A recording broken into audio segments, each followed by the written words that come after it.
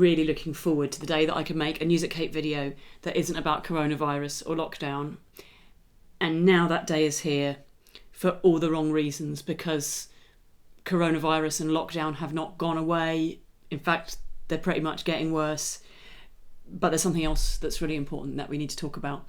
And of course, that is what is going on in the US right now. And I'm really, really frustrated with seeing headlines that say things like, majority of George Floyd protesters peaceful. Do you know what I mean? It's like saying majority of Coldplay fans don't smash glasses. I mean, if there's a Coldplay concert, there's a Coldplay concert, and you should report on that. Has there ever been a Coldplay concert at which some idiot at the bar didn't smash a glass? No, I guarantee there hasn't. I know the sort of people who go to Coldplay concerts. Like, for sure somebody smashed a glass. But that shouldn't be the story, because that's not what the event is about, and that's not what the protest is about. The protest is about racism and police brutality in the US and around the world. Secondly, let's just remember that what we're talking about is damage to property. That's what we're talking about. And damage to property is not violence. It's vandalism. And yes, it's a crime, it's a criminal offence in lots of places and lots of circumstances around the world.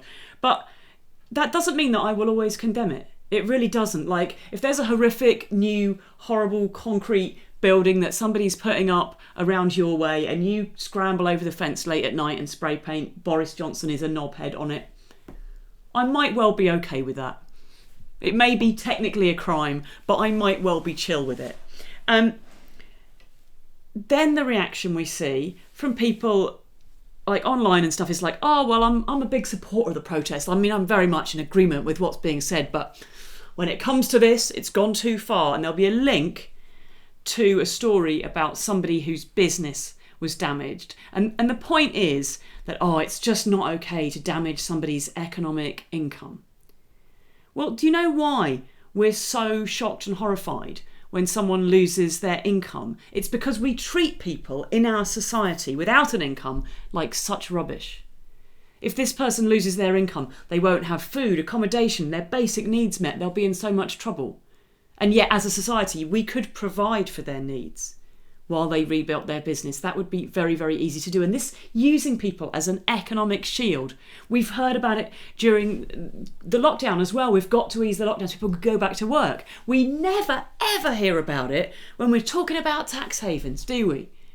We never go without closing the tax havens. Where will we get the income that will enable us to feed people and clothe people and provide accommodation for people and all of those things? And yet, economically, that money is just as useful to us as the other sources of income that we're suddenly so angry about. Now, here's my next point. If you're surprised that black people and anti-racism campaigners are angry enough, in some cases, to damage property, well, do some research. Do you not understand what's going on? Do you not understand the history of this? I think it's absolutely gobsmacking that the protests have involved so little damage to property. It seems imminently reasonable. And let's not forget that these same protesters have tried everything else. They've been at football matches and taken a knee.